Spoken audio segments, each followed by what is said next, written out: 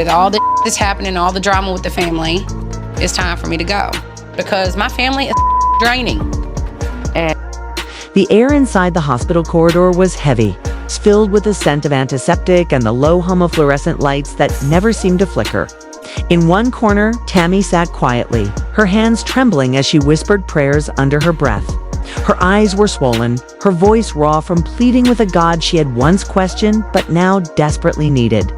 She wasn't praying for herself this time, she was praying for her brother. Chris, those who saw her said she looked hollow, like someone carrying a grief too large for her small frame. She muttered that if she could, she would trade places with him in a heartbeat. "He's the strong one," she'd said softly. "He deserves to live more than I do." Inside the room, machines blinked in steady rhythm, their beeps echoing like faint reminders of how fragile life can become. Chris lay there, surrounded by cables, four lines, and the faint vibration of mechanical breaths. When doctors explained the seriousness of his condition, he was awake, too awake, forced to absorb words that felt like final verdicts. He stared at the ceiling in silence, the color draining from his face as the doctor's voice faded into the background. After a moment that felt eternal, he finally asked, "Is there any chance left?" The physician hesitated. Science had already spoken, and though doctors sometimes lean on hope to ease the blow, this time the numbers didn't lie. The odds were cruel, and miracles weren't something they could promise. Chris swallowed hard, blinked slowly, and nodded. No tears, no shouts. Just a quiet surrender to the truth he already knew. The room fell silent, a silence so thick it pressed on everyone's chest. Family members exchanged glances, but no one dared speak. They all knew that words wouldn't fix this. He had always been the one who tried to make others laugh when things got too serious. But this time, there was no joke left in him. Only the faint strength of a man trying to keep his dignity as his body betrayed him. Later, one family member would share that Chris told them privately he didn't want people to see him weak. He didn't want to be remembered as someone who gave up. "If this is my time," he said quietly, "I just want folks to know I fought till the end." That sentence became a quiet echo in their hearts, a truth they all clung to as his condition worsened. Behind closed doors, producers and TLC network officials were briefed in secrecy. The Slaton Combs family wasn't just a group of people anymore. They were the backbone of a reality. TV empire that had turned their struggles and victories into public inspiration. But now, that same reality faced a devastating chapter. For the network, this wasn't just a story. It was a life, a person loved by millions. They halted all filming, freezing the schedule until the family decided what to do. No statements, no leaks, just waiting. Even the production crew had been unaware of how serious things were. Most assumed Chris had taken a short break, maybe burnout, maybe stress. None of them imagined that his absence was the beginning of something final. The first night in the hospital was unbearable. Amy arrived late, her face streaked with tears. She had cried the entire drive, gripping the steering wheel until her knuckles turned white. By the time she entered the room, her eyes were red and glassy. She tried to smile when she saw her brother, but her lips quivered. She took his hand and began to talk, her voice shaking, trying to fill the space with memories that might anchor him here. She reminded him of the times they were kids, the jokes he used to make, the chaos at home, the laughter that got them through days that weren't always kind. She spoke about her kids, how much they loved their Uncle Chris, how they still waited for his goofy faces and bad dad jokes. Chris listened quietly. Every word seemed to land heavy on him. At one point, he managed a small smile. Faint, fleeting, but real. His eyes glistened, filled not with the spark of humor that once defined him, but with pain. The kind that says, "I'm trying to hold on." Misty and Amanda took turns sitting by his bedside, keeping busy because staying still meant facing the fear. They adjusted his blanket, wiped his forehead, and occasionally massaged his arm when the four lines irritated his skin. They tried to act normal, to pretend this was just another rough patch. But the truth hung over them, visible in every sigh, every glance exchanged in silence. Tammy, who had fought for her own survival years ago, couldn't sit still. She spoke to doctors again and again, asking about experimental treatments, alternative options, anything that might buy him more time. The staff tried to be kind but honest. They explained that all major interventions should have begun much earlier. At this stage, they could only manage pain and monitor vitals. They promised to keep him comfortable, but they could not promise recovery. The finality of those words hit her like a wave. Tammy pressed her palms together, whispering prayers again, this time louder, as though she could bargain with the universe to listen. Outside the room, the family huddled in the hallway, tears blending with whispers. Every so often, a nurse would walk past, their shoes squeaking softly on the linoleum floor, sounds that only deepened the stillness of everything else.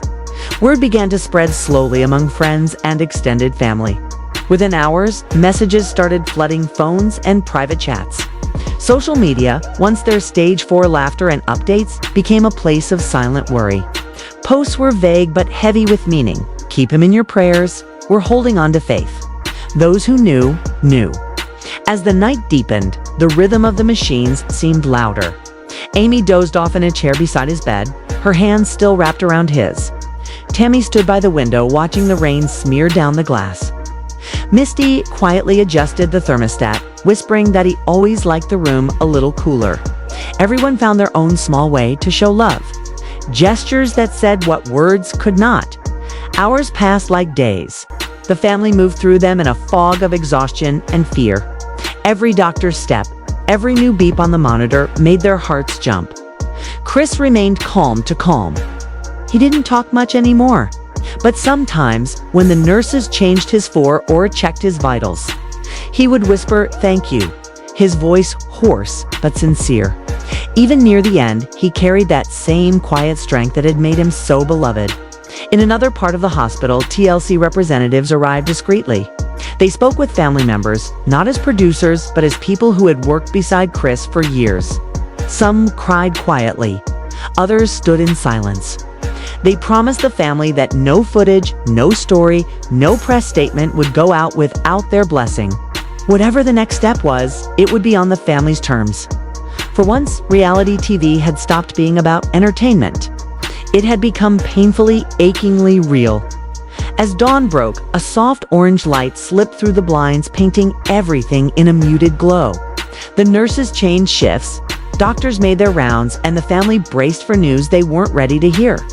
The hours blended together. The hope that had once burned so brightly began to flicker. In those final days, Chris's strength became both a blessing and a curse. He smiled when he could, cracked a small joke here and there to ease their tension. But behind his eyes was a man who had made peace with what was coming. He wasn't scared anymore. He was just tired. He wanted them to know that he loved them, all of them, and that no matter what, they had to keep living. Amy broke down once in the hallway, collapsing into Tammy's arms. Tammy held her tightly, whispering, "We've been through hell before. We'll survive this too." But even as she said it, she didn't believe it. This wasn't something they could just move past. Losing Chris would be losing a piece of their foundation, the brother who held them together when the cameras weren't rolling, the one who still made jokes when everyone else was falling apart. The hospital staff admired how close the family stayed. They were there morning to night, never leaving him alone. The waiting room was filled with quiet prayers, soft sobs, and the occasional laugh when someone remembered one of Chris's old pranks. Even in pain, he had found a way to bring people together, and now, in his weakest moment, he was doing it again. There were moments that blurred between heartbreak and acceptance. Misty would talk about childhood memories, how Chris used to sneak extra food for her when they had little to eat. Amanda recalled the time he drove halfway across the state just to fix her car. Tammy talked about how he'd never given up on her, even when she'd given up on herself. Every story felt like a thread pulling tighter around their shared pain. Proof that love doesn't vanish, even when time runs out. By the third day, the doctors spoke to the family privately. They explained that his body was beginning to shut down. There wasn't much more they could do except make sure he was comfortable. The words landed like stones. They nodded, tears falling silently, each person trying to hold on to composure. Tammy turned away, hiding her face, whispering another prayer. Amy pressed her forehead against his hand, whispering, "We're here, Chris. We're right here." That night, the family took turns saying things they had never said out loud. Forgiveness, gratitude, love, everything that gets lost in the rush of life. He listened quietly, his breathing shallow but steady. When Amy leaned close and said, "You're our hero," he smiled faintly, eyes glistening. It was small, but it meant everything. In those final hours, the world outside the hospital didn't exist. The TV lights, the cameras, the production schedules, all of it faded into irrelevance. What remained?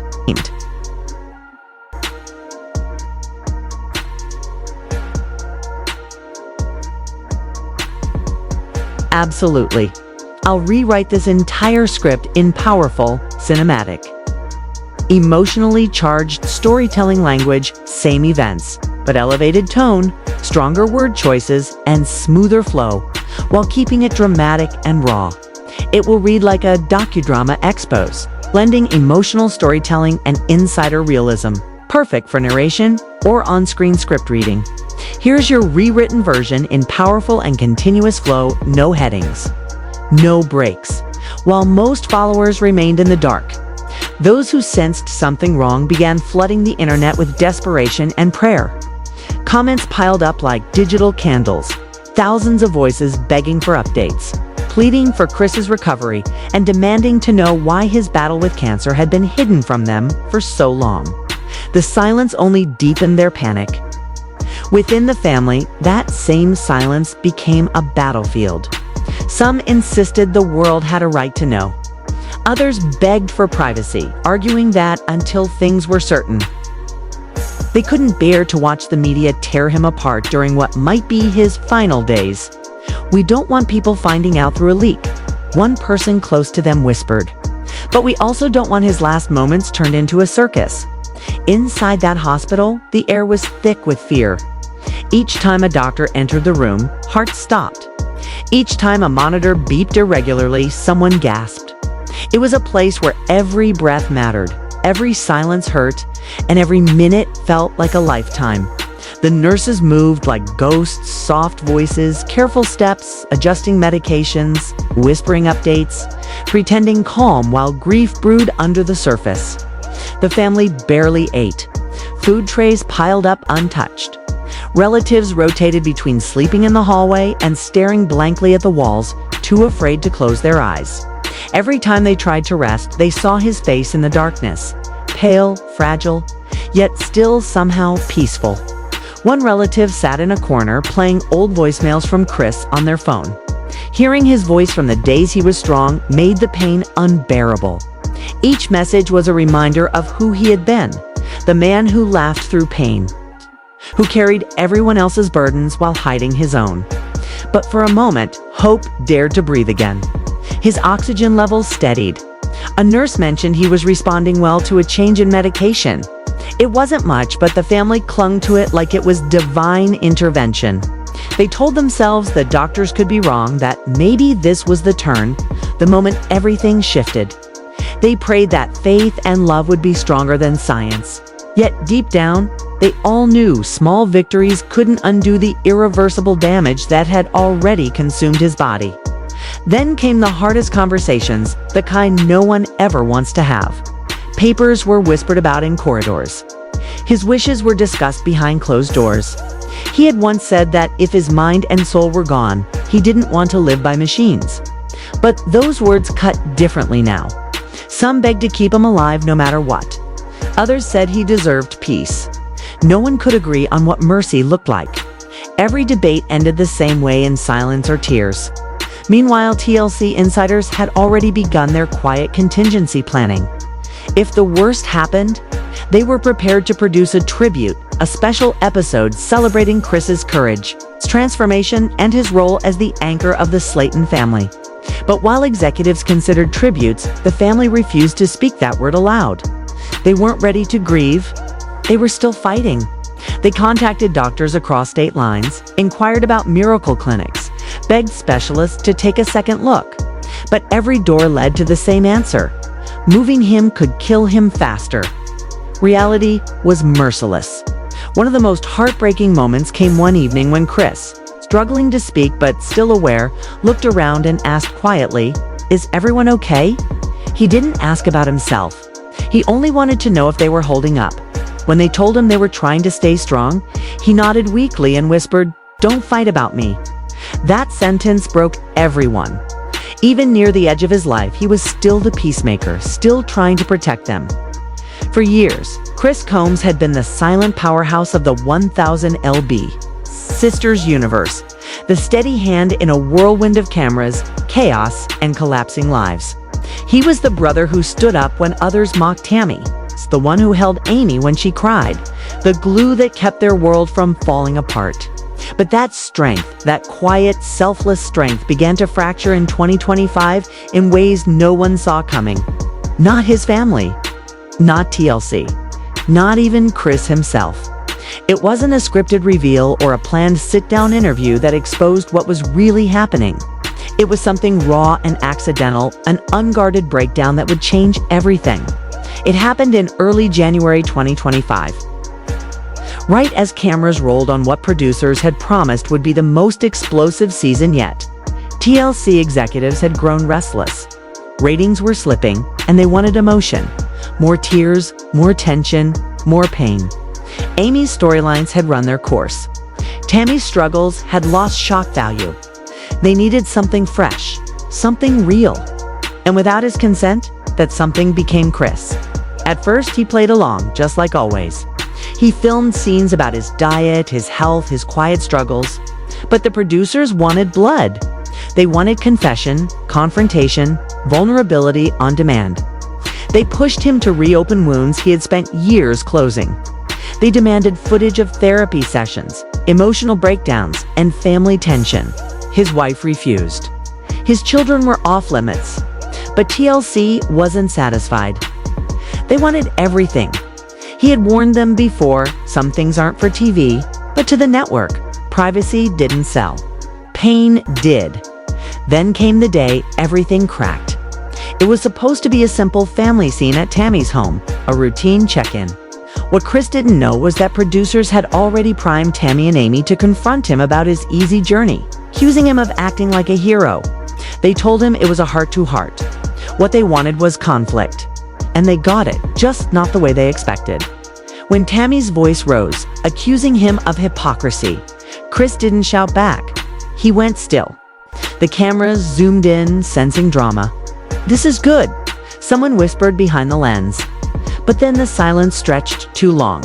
Tammy's tone softened. Amy looked confused. Something inside Chris broke. His voice cracked raw, low, unlike anything they had ever heard. "I'm not doing this anymore," he muttered. At first, they thought he meant a break in filming. But when he stood up, ripped off his microphone, and placed it gently on the table, everyone knew this was different. His breathing was uneven. His eyes were bloodshot, full of exhaustion and fury. "I've had enough of reality TV," he said quietly, "for good." Amy froze. Tammy whispered, "Chris, what do you mean?" But he didn't answer. He just walked out. The cameraman followed until his wife shouted from the doorway, "Turn that camera off right now." Later, he would describe that day as the moment he realized he had given too much of himself to something that never cared about him. The production team called it a historic moment. But to Chris, it was liberation and the start of something far darker. No one knew that beneath the surface, he had been crumbling for months. He was fighting depression, fatigue, and the heavy burden of always being the one to hold everyone else together. He had been juggling family, fame, and expectations that never seemed to end. The online trolls didn't help, strangers mocking his body, his speech, his worth. For a man raised to hide pain, it was a slow, silent destruction. The first crack had appeared in late 2024. When TLC proposed a spin-off centered around his risk of relapse. They wanted to document every step, therapy, wins, doctor visits, even private moments at home. He refused. He told them some things weren't entertainment, but they didn't take no lightly. Pressure mounted. They called his wife, his parents, his sisters. They wanted access to every corner of his life. Then came the phone call that changed everything the morning of his breakdown. Before arriving at Tammy's house to film, Chris had received results from a medical exam he'd taken weeks earlier after feeling constantly exhausted and breathless. The doctor's voice on the phone was calm but devastating. There were complications from his previous bariatric surgery, and he needed immediate medical monitoring. It wasn't just exhaustion. It wasn't just exhaustion. It was danger. He hadn't told anyone yet. Not his sisters. Not his wife. Not the producers. And still, he went to set. He tried to push through. But when they ambushed him with another emotionally charged scene, something inside him shattered. That was the breaking point, the moment the man who had always carried everyone else finally dropped the weight he could no longer bear. What followed was chaos. TLC executives panicked. Millions had already been spent on the new season, and without Chris, the entire show hung in the balance. They needed him back, not out of compassion, but out of fear. They called him. They sent representatives to his home. They begged. They offered more money. They even tried to guilt him. Do it for your sisters. Do it for the fans. He refused. His wife stood by him and told them to leave the property. That's when the manipulation began. The network started leaning on Amy and Tammy instead. They warned that without Chris, contracts could change, that the future of the show was at risk. Tammy, already fragile, snapped. Amy tried to mediate, torn between loyalty and pressure. But cracks turned into chasms. Calls stopped. Family dinners ended. Group chats went silent. Then came the down there. There is not a doubt in my mind. It's far enough away where all of y'all can stay out of my business. in control, fear of exposure. Fear that the truth might finally break through the glossy filter they built for years. It wasn't Chris's silence that frightened them. It was what he might say if he chose to speak. Inside conference rooms and behind closed doors, executives whispered. Phones rang. And lawyers drafted statements that tried to look like empathy while smelling of desperation. For years, the Slaton family had been the beating heart of their reality empire. Flawed, fragile, and endlessly watchable. Now, that heart was threatening to stop, and not just on camera. While Chris was still recovering at home, TLC was already rewriting the script. They couldn't stop what had happened, but they could shape what people believed. Instead of retreating, they targeted the weakest links. The people still emotionally raw, financially tied, or fearful of losing everything. Tammy was the first call. She wasn't ready. After months in rehab and the fragile balance of recovery, the last thing she needed was another storm. But TLC didn't see a human being. They saw leverage. They offered her more airtime, more pay, even hinted at a solo spinoff, all wrapped in soft words about growth and redemption. It sounded like care. It was control. Deep down, Tammy knew it. Yet, her heart still carried resentment. Chris had walked away without warning, leaving her and Amy to face the fallout, the contracts, the chaos. He had escaped. They were still chained. So when producers whispered that he'd abandoned them, a small part of her believed it. When Tammy finally called him, her voice shook between anger and pain. "You think you're the only one tired?" she said. "You think they only use you? We've all been used, but we kept going." Chris didn't shout. He didn't argue. His voice was calm, hollow, almost broken. "I didn't quit, Tam," he said quietly. "I got away." Then the call ended, and so did something between them.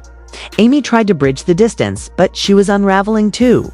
Her personal life was in chaos again, her marriage cracking, old wounds reopening, cameras capturing tears she didn't want filmed. The producers, sensing weakness, pushed harder.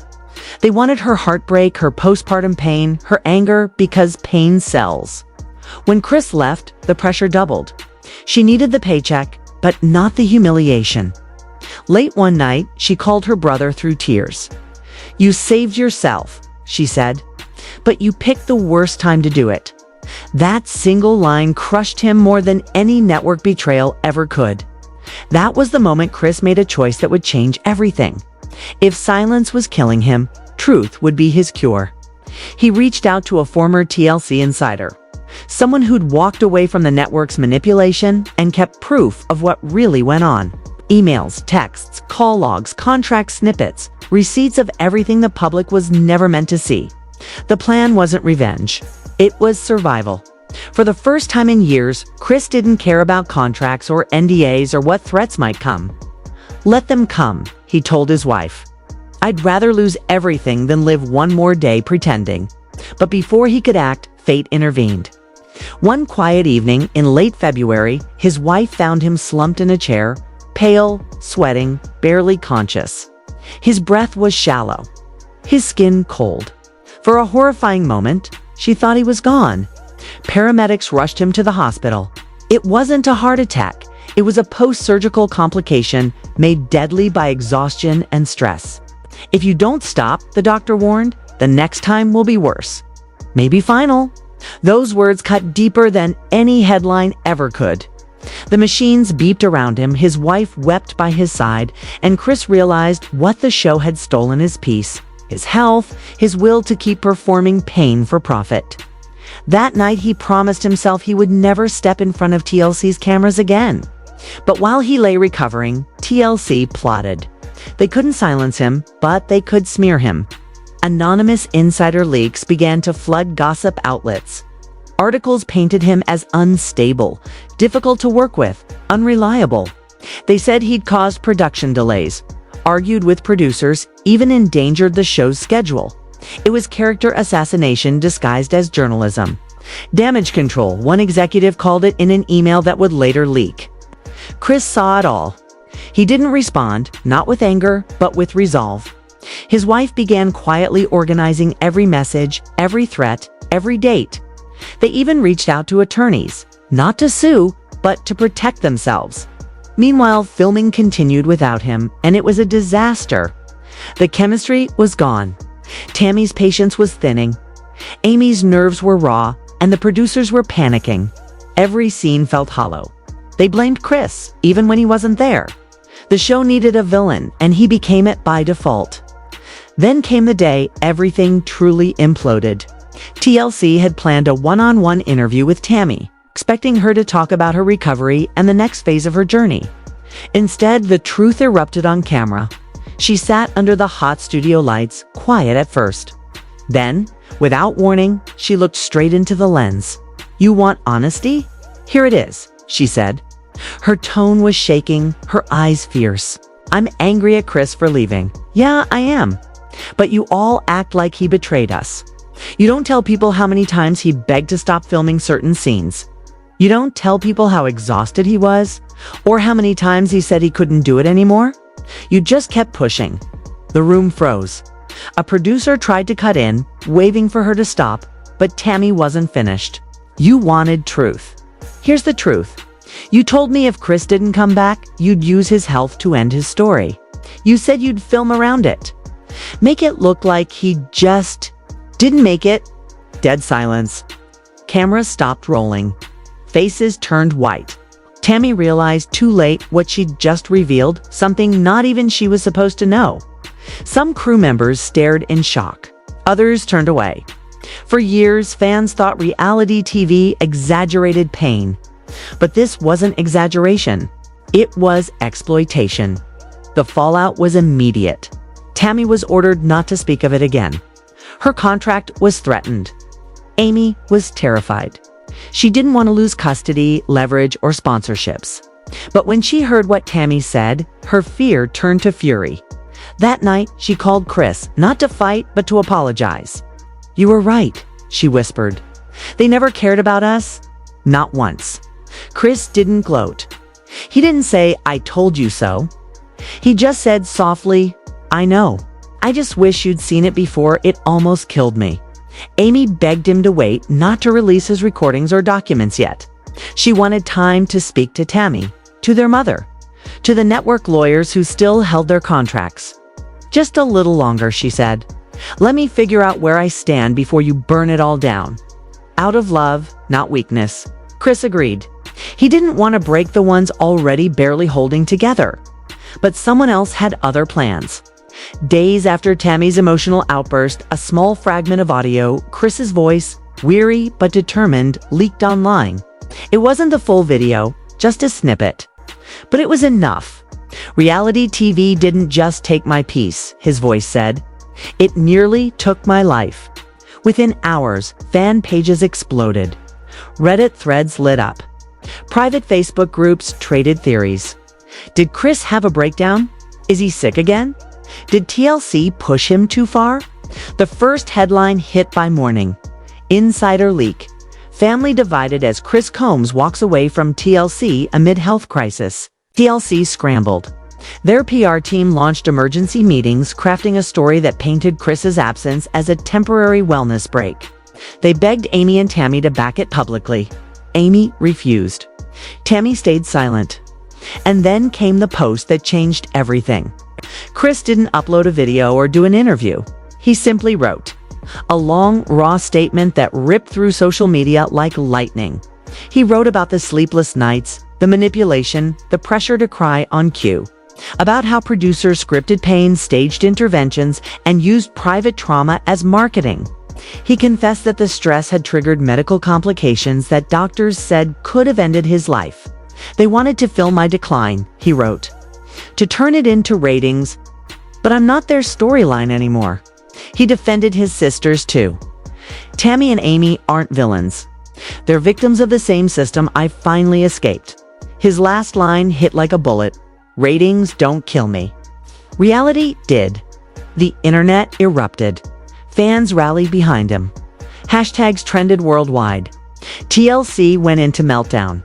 They pulled episodes, delayed the season premiere, and tried to bury articles. But it was too late. The truth was out, and the world was watching. For Amy and Tammy, the fallout was both liberating and terrifying. For the first time, they saw the cost of fame unfiltered. What it had taken from Chris, what it had nearly cost all of them. For TLC, it was a reckoning. The empire they built on pain was cracking from within. And for Chris, he finally exhaled. He didn't return to TV. He didn't chase interviews or sponsors. He spent his days quietly rebuilding what the cameras had broken. His health, his family, his faith. His story wasn't about quitting. It was about surviving. And when the world finally stopped watching, he was free.